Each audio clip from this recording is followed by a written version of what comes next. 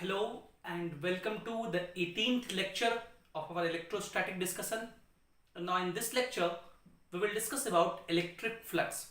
In the last lecture also we discussed what is electric flux and we discussed how to solve the questions of electric flux related to the concept of solid angle. Now in this lecture we will talk more about electric flux. So what was electric flux? Number of electric field lines crossing a given area. Mathematically, flux is equals to integration E dot ds. Now, first of all, what is this ds? This ds is called area vector, elemental area vector. Now, this area is a vector quantity. Area क्या होता है? Vector quantity होता है, और क्योंकि vector है इसलिए इसका डायरेक्शन समझना पड़ेगा. सो इसका डायरेक्शन हम लोग परपेंडिकुलर टू सरफेस लेते हैं. For area the direction is perpendicular to surface. जो भी सरफेस होगा उसके परपेंडिकुलर लेना है. अब इसमें दो केस हो सकता है कि जो एरिया है वो अगर प्लेन हो, टू डायमेंशनल हो. फॉर एग्जांपल ये एक मान लीजिए डिस्क है. डिस्क है इस तरह से, इस प्लेन में डिस्क है ऐसे, सीडी का कैसेट है, और इसका एरिया वेक्टर लेना है. तो आप क्या करोगे? इलेक्ट्रिक फील्ड देख लीजिए. ये लेट्स सपोज इलेक्ट्रिक फील्ड है. अब इस सरफेस के परपेंडिकुलर तो इधर भी हो सकता है और इधर भी हो सकता है. प्लेन सरफेस के लिए सरफेस के परपेंडिकुलर तो लेंगे ही, उधर लेंगे एरिया वेक्टर जो इलेक्ट्रिक फील्ड के साथ मिनिमम एंगल बनाए. तो अगर आप इधर एरिया वेक्टर लेंगे तो इलेक्ट्रिक फील्ड और एरिया के बीच एंगल कितना बनेगा? 0 डिग्री, क्योंकि सेम डायरेक्शन में है. और अगर इधर एरिया वेक्टर लेंगे तब इलेक्ट्रिक फील्ड के साथ एंगल कितना बनेगा? 180 डिग्री. सो अगर प्लेन सरफेस हो तब एरिया वेक्टर सरफेस के परपेंडिकुलर और उधर लेते हैं जो इलेक्ट्रिक फील्ड से मिनिमम एंगल बनाए. फॉर एग्जांपल एक और एग्जांपल चलते हैं. ये लेट्स सपोज एक डिस्क है और इलेक्ट्रिक फील्ड ऐसे है. इलेक्ट्रिक फील्ड इस पैरेलल इलेक्ट्रिक फील्ड लाइन है इस तरह से. ठीक है. अब एरिया वेक्टर लेना है तो एरिया वेक्टर हम लोग सरफेस के परपेंडिकुलर इधर भी ले सकते हैं, इधर भी ले सकते हैं. अब अगर आप इधर लेंगे तो ये इलेक्ट्रिक फील्ड के साथ एंगल होगा. लेट्स सपोज ये एंगल 45 डिग्री है. It can be anything, 60 degree भी हो सकता है, कुछ भी हो सकता है. अगर इधर लेंगे तब यहां से ये एंगल देखना पड़ेगा, वो 180 माइनस 145 हो, मतलब 180 माइनस 45 135 होगा. तो वो ज्यादा है, इसलिए एक्यूट एंगल लेते हैं. तो प्लेन के लिए हम लोग मिनिमम एंगल देखते हैं. और अगर 3 डायमेंशनल बॉडी हुआ, 3D बॉडी हुआ, तब अवे फ्रॉम वॉल्यूम लेते हैं. Away from volume. Now what is the meaning of this? ये मार्कर एक 3 डायमेंशनल बॉडी है. अब इस टॉप सरफेस का एरिया वेक्टर लेना है. तो इस प्लेन के परपेंडिकुलर, इस प्लेन के परपेंडिकुलर ऊपर भी ले सकते हैं, नीचे भी ले सकते हैं. अब ये जो प्लेन है इस बॉडी का वॉल्यूम किधर है? इस प्लेन के नीचे है, इसलिए इस प्लेन से ऊपर लेंगे, अवे फ्रॉम वॉल्यूम. अब इसे ये कर्व सरफेस है ऐसे, इसका एरिया वेक्टर किधर लेंगे? तो सिलेंडर का जो कर्व सरफेस होता है उसका एरिया वेक्टर रेडियली आउटवर्ड होता है. यहां पे लेंगे तो इधर होगा, यहां लेंगे तो इधर होगा, यहां लेंगे तो इधर होगा. ये जो बेस है इसका लेंगे किधर की तरफ? सरफेस के, ये सरफेस हो गया, इसके perpendicular and away from volume किधर लेंगे? नीचे की तरफ, है ना. इस तरह एरिया वेक्टर लेते हैं. तो प्लेन के लिए मिनिमम एंगल देख लेते हैं जो कम इधर साइड से होगा, और 3D के लिए अवे फ्रॉम वॉल्यूम. तो इस तरह से एरिया वेक्टर का डायरेक्शन लेते हैं. अगर इलेक्ट्रिक फील्ड वेरिएबल हुआ तब तो आपको इंटीग्रेट करना पड़ेगा. लेकिन अगर इलेक्ट्रिक फील्ड कांस्टेंट हुआ, इन जनरल कांस्टेंट वाला ही हमें मिलेगा. If electric field is constant तो E डॉट ds को E ds cos थीटा कहेंगे, A डॉट b को. तो E ds cos थीटा हो गया. अगर इलेक्ट्रिक फील्ड और थीटा दोनों कांस्टेंट हो तो दोनों इंटीग्रेशन के बाहर हो जाएगा.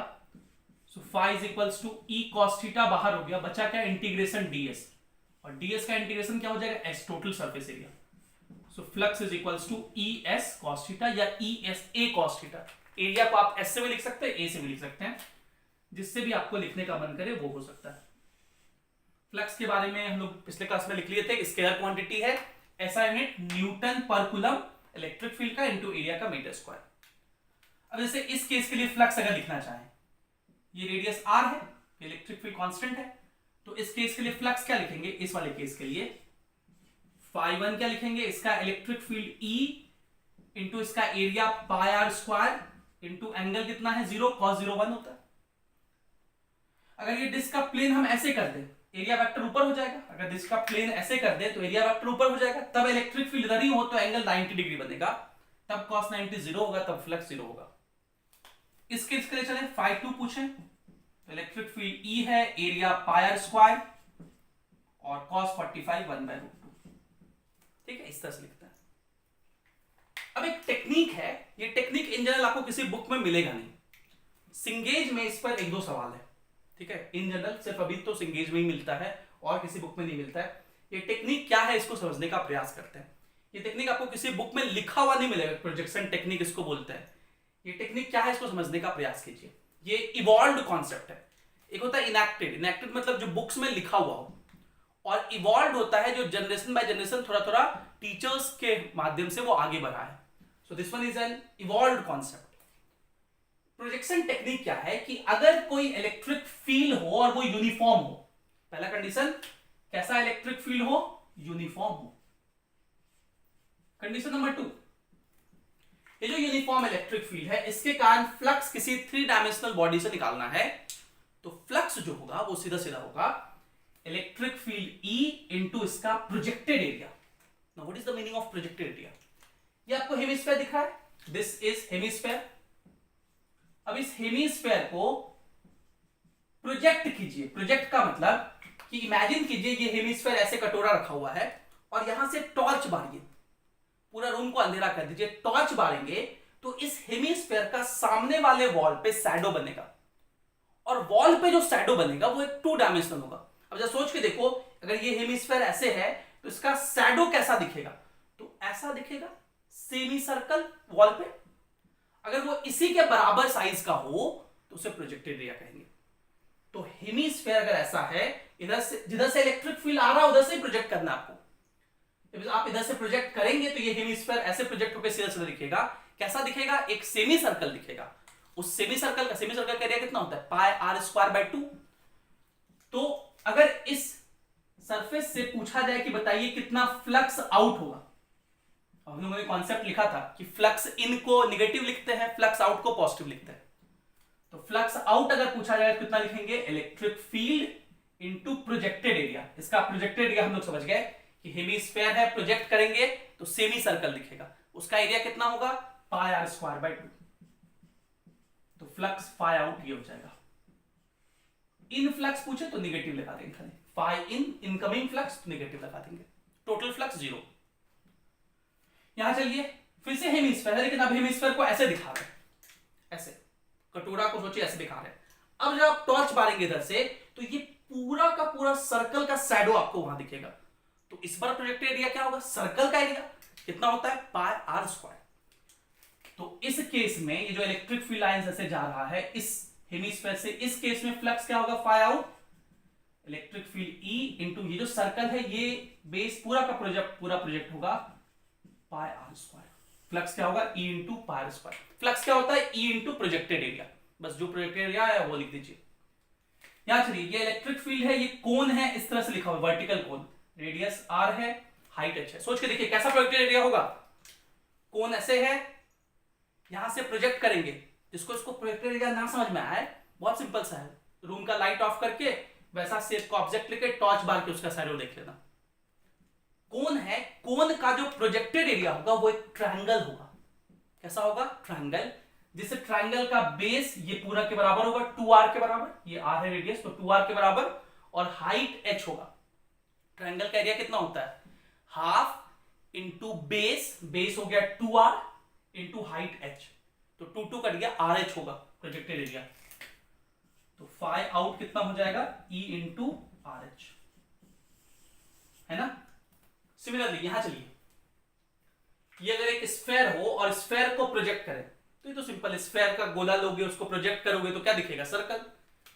तो फाई आउट कितना होगा? E into pi r square. ठीक है। सिलेंडर को इधर से अगर प्रोजेक्ट करें तो उसके देखिए सिलेंडर है, सिलेंडर को प्रोजेक्ट करोगे तो स्क्वायर दिखेगा, सॉरी रेक्टेंगल दिखेगा, जिसका ये साइड कितने ऊपर वाला कितने के बराबर होगा? ये 2r के बराबर और ये h के बराबर। तो रेक्टेंगल का एरिया कितना होता है? Length into breadth 2r into h, 2rh। So phi out will be E into 2RH। ठीक है, फिर से कोन लिया है लेकिन इस बार ऐसे हॉरिजॉन्टल कोन है। फिर से इधर से प्रोजेक्ट करें तो बेस पूरा साइड दिखेगा, तो पाई आर स्क्वायर, तो फाई आउट क्या हो जाएगा E into pi r square. I hope आपको प्रोजेक्टेड एरिया समझ में आ गया होगा। अब सवाल ये है कि हम लोग सीखते तो हैं, लेकिन ये आपको ध्यान रखना है कि कब कौन सा चीज अप्लाई करेंगे। सॉलिड एंगल कॉन्सेप्ट जो पिछला लेक्चर में डिस्कस किए थे वो कब अप्लाई करेंगे, जब कोई चार्ज पार्टिकल हो, ध्यान रखना है क्या हो, चार्ज पार्टिकल हो और किसी बेस से, इन जनरल कोन या हेमिस्फीयर होगा वैसा, उससे फ्लक्स निकालना हो। पॉइंट क्या है, की पॉइंट, चार्ज पार्टिकल के वजह से फ्लक्स निकालना है किसी सरफेस से। ठीक है, प्रोजेक्शन टेक्निक कब लगाएंगे, जब इलेक्ट्रिक फील्ड यूनिफॉर्म हो। पहला कंडीशन, इलेक्ट्रिक फील्ड क्या होना चाहिए, यूनिफॉर्म होना चाहिए। कंडीशन नंबर 2, कोई 3D बॉडी है उससे निकालना है। और कंडीशन नंबर 3 कि जो इलेक्ट्रिक फील्ड हो वो दो ही डायरेक्शन में हो, या तो हॉरिजॉन्टल में हो या वर्टिकल हो। इंक्लाइंड, अगर ऐसा इलेक्ट्रिक फील्ड है तब आप प्रोजेक्शन नहीं करेंगे, याद रखना है। इलेक्ट्रिक फील्ड अगर हॉरिजॉन्टल हो तभी आपको प्रोजेक्शन करना है, या वर्टिकल हो तभी करना है, राइट। सो इसको लिखिए, एक दो क्वेश्चन और करके आपको इसको एक बार फिर से समझाने की कोशिश करेंगे। Please note it down.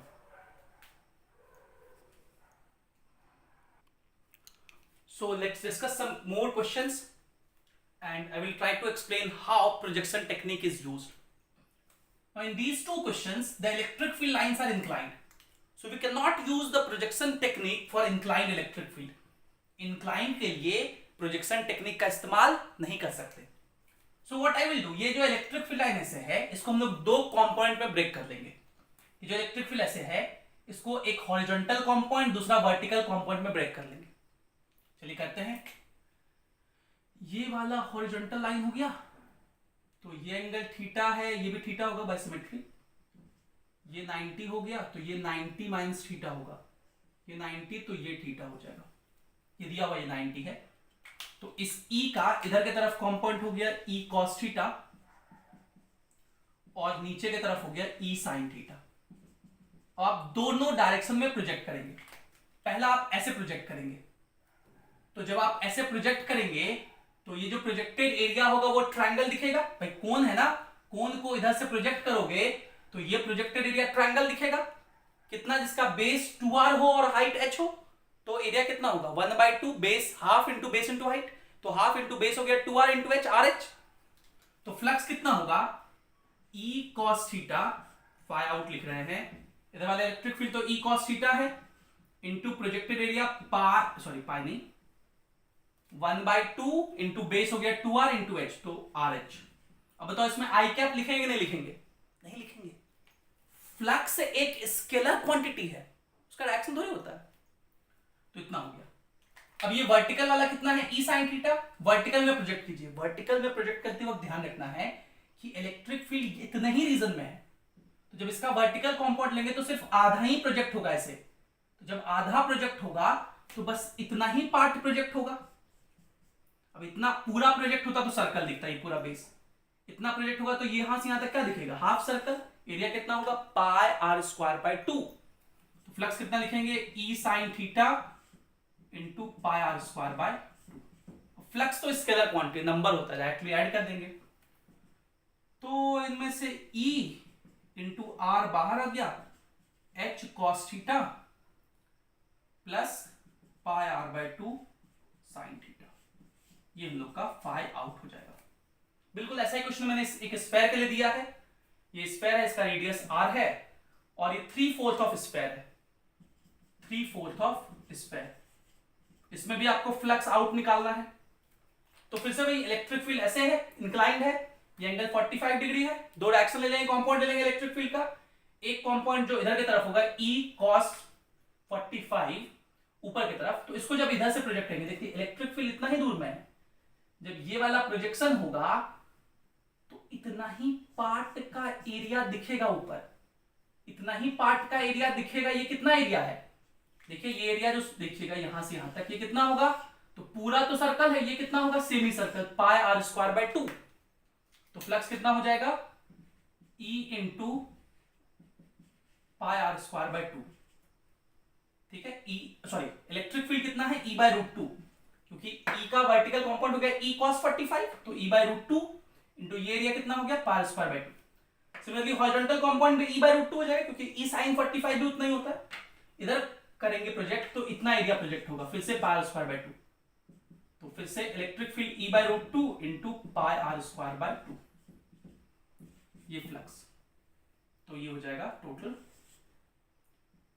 E πr²/2, ये आंसर हो गया।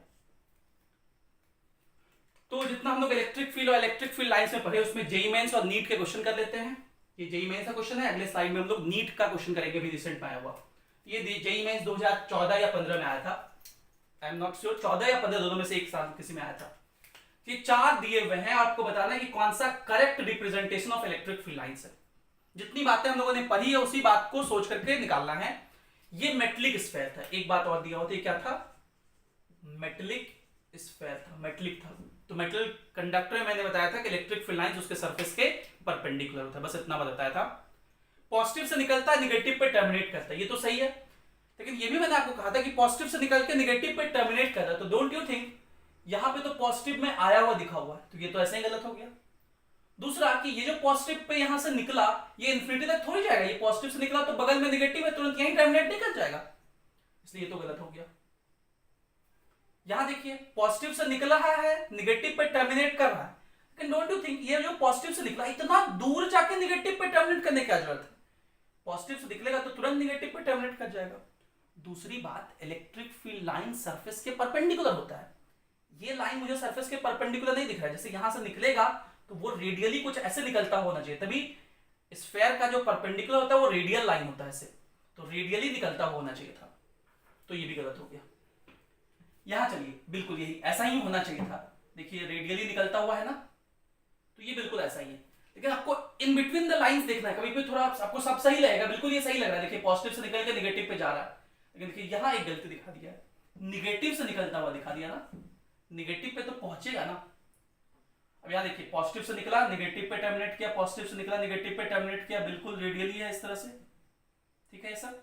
देखिए नेगेटिव पे टर्मिनेट कर रहा है, पॉजिटिव से निकल रहा है, पॉजिटिव से निकला, नेगेटिव पे टर्मिनेट किया, hence option D is the right answer. समझ गए, इसको नोट कीजिए अच्छे से, और कुछ क्वेश्चन हम लोग नीट का करके, जो नीट में आया हुआ है, फिर हम लोग आज के लेक्चर को समाप्त करेंगे। Please note it down.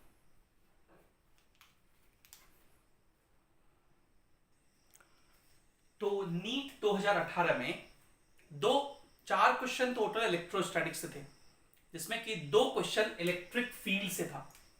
तो चलते हैं पहला सवाल, इसमें थोड़ा सा क्लास 11th के एटॉमिक स्ट्रक्चर का भी यूज हुआ है, क्योंकि सेम चीज हम लोग को मॉडर्न फिजिक्स में भी पढ़ना है, डी ब्रॉगली वेवलेंथ क्या होता है, तो मैं वो बताते हुए चलूंगा। क्वेश्चन ये था कि an electron of mass m with initial velocity v, जो कि v0 है और किधर की तरफ है, I0 की तरफ, मतलब इधर की तरफ के हैं, v0 पॉजिटिव है, enters an electric field E जो कि -E0 I कैप में है। क्या समझिए, मतलब ये जो इलेक्ट्रॉन है इसको आपने फेंका इधर की तरफ है v0 से I कैप में, और इस रीजन में इलेक्ट्रिक फील्ड किधर है, इधर की तरफ -I कैप में, E0। अब जरा सोचिए, ये E0 है, where E0 is a constant, positive constant, constant है मतलब कैसा इलेक्ट्रिक फील्ड है, uniform electric field. Nought tell me, अगर इलेक्ट्रिक फील्ड यूनिफॉर्म होगा और ये क्या है, इलेक्ट्रॉन है, नेगेटिव चार्ज होता है इलेक्ट्रॉन पे, इस पर फोर्स किधर लगेगा, किसी भी नेगेटिव चार्ज को एक्सटर्नल इलेक्ट्रिक फील्ड में रखते हैं तो उस पर फोर्स इलेक्ट्रिक फील्ड के अपोजिट लगता है, इधर लगेगा। कितना फोर्स लगेगा, E इंटू E0, ये फोर्स होगा, ये फोर्स कांस्टेंट है, एक्सेलरेशन भी कांस्टेंट होगा, E0 बाय m, और क्योंकि ये कांस्टेंट एक्सेलरेशन होगा इसलिए इसका मोशन कैसा होगा, uniformly accelerated motion, uniformly accelerated motion, uniformly accelerated motion. Next आगे कह रहा है, if lambda nought is it's initial de Broglie wavelength, initially इसका डी ब्रॉगली वेवलेंथ कितना है, lambda naught. What is the meaning of de Broglie wavelength? De Broglie was a physicist and he said that every particle shows dual nature, particle nature as well as wave nature, and the wavelength of every moving object has a wavelength, and the wavelength is mass by moment, h by p momentum, which is mv. So lambda is equals to h is called Planck's constant by mass into velocity. ठीक है? So if initial wavelength is lambda naught, so lambda naught can be written as h by m into initial velocity v naught, right? The question is find its de Broglie wavelength at time t. t time पे अगर आपको de Broglie wavelength lambda निकालना है, so it will be h upon m into final velocity v. So we can write final velocity vh, v is equals to क्या होता है u plus at. So v naught plus at, a कितना है e naught m into t, m mass u plus at, तो u हो गया v naught, initial velocity v naught है, a कितना है e naught by m into t. आप क्या कीजिए, ये इक्वेशन 1 हो गया, ये इक्वेशन 2 हो गया, इसमें इक्वेशन 2 में इससे डिवाइड कर दीजिए. डिवाइड करेंगे तो मैं एक बार लिख देता हूं, lambda nought is equals to h by m v nought. अगर आप डिवाइड करेंगे तो ये हो जाएगा lambda by lambda nought is equals to h by m cut जाएगा, ये v नॉट ऊपर चला जाएगा.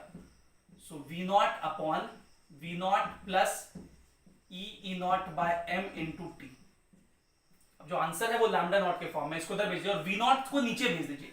ये v नॉट ऊपर है ना, ये अगर नीचे भेजिएगा तो यहाँ डिवाइड में हो जाएगा. सो ये v नॉट अगर नीचे भेजेंगे तो यहाँ आ जाएगा v नॉट और यहाँ भी हो जाएगा v नॉट. ये लैम्डा नॉट जो नीचे है ये ऊपर चला जाएगा. मैं यहीं पे कर रहा हूं, आपको स्टेप बाय स्टेप करना है. v nought by v nought 1 हो जाएगा. सो ये lambda is equals to lambda nought upon 1 plus e nought by m v nought into t. So option D is correct, right? ये सवाल समझ में आ गया? इसको लिखिए, एक और सवाल करेंगे.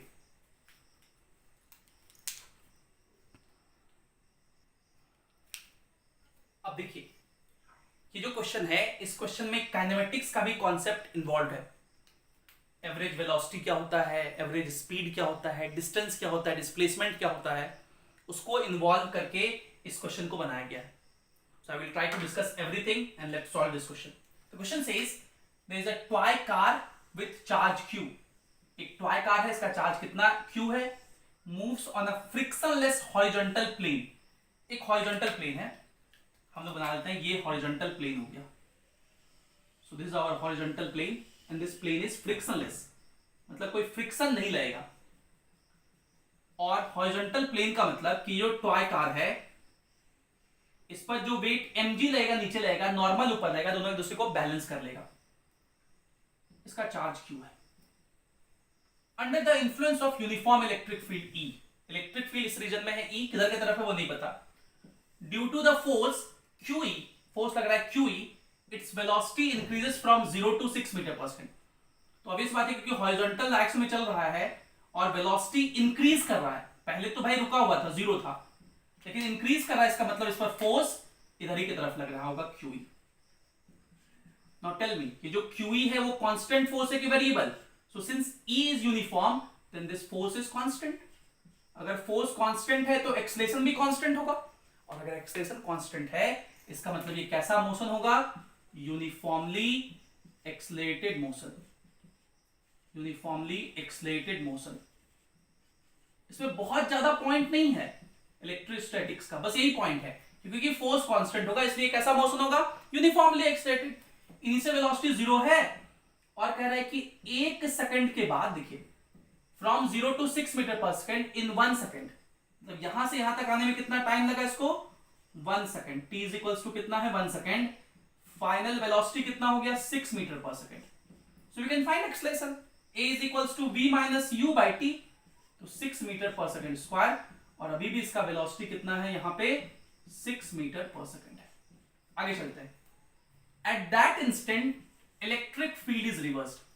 हम लोग जानते हैं अगर इलेक्ट्रिक फील्ड को रिवर्स कर देंगे तो चार्ज तो पॉजिटिव ही है. अब इस पर फोर्स इधर लगने लगेगा, यहां पर फोर्स इधर लगने लगेगा, तो अब उसके कारण जो एक्सेलरेशन होगा यही होगा, क्योंकि एक्सेलरेशन तो QE बाय m होगा. सब तो चेंज कर रहा है नहीं रहा है, Q सेम है, E सेम है, M सेम है. तो एक्सलेशन तो यही होगा, लेकिन अब उसको निगेटिव लिखेंगे, -6 मीटर पर सेकेंड स्क्वायर। क्या ये ब्लॉक इधर आ जाएगा? कहेंगे नहीं, ये ब्लॉक अभी भी इधर ही जाते रहेगा और इसका वेलोसिटी घटेगा, कुछ देर बाद जीरो हो जाएगा। कितना देर बाद इसका वेलोसिटी जीरो हो जाएगा वो निकाल सकते हैं। यहां पहुंच के इसका वेलोसिटी क्या हो जाएगा? जीरो। तो फाइनल वेलोसिटी जीरो है, इनिशियल वेलोसिटी 6, एक्सलेशन नहीं है। टाइम निकाल सकते हैं फिर से, v = u + 80, ये टाइम हो जाएगा 1 second.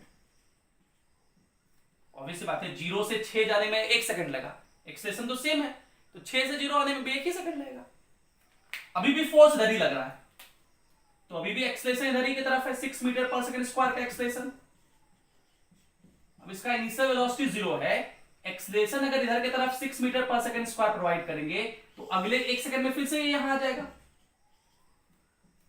So the car continues to move for 2 more second, मतलब 1 सेकंड में इसका वेलोसिटी 0 होगा, अभी भी फोर्स डर लग रहा है, जैसे ही 0 हो जाएगा फोर्स डर लग रहा है तो वापस से यहां आ जाएगा, ये यहां आ जाएगा वापस से। Find its average speed and average velocity in 0 to 3 second, 0 से 3 सेकंड में, मतलब यहां से लेकर के यहां तक जब ये आया तो इसका एवरेज स्पीड और एवरेज वेलोसिटी लिखना है। एवरेज वेलोसिटी क्या होता है? Displacement by time, total displacement by total time. और एवरेज स्पीड क्या होता है? Total distance by total time. Distance लिखिए, यहां से यहां तक का डिस्टेंस निकाल सकते हैं, s = ut + ½ at² से।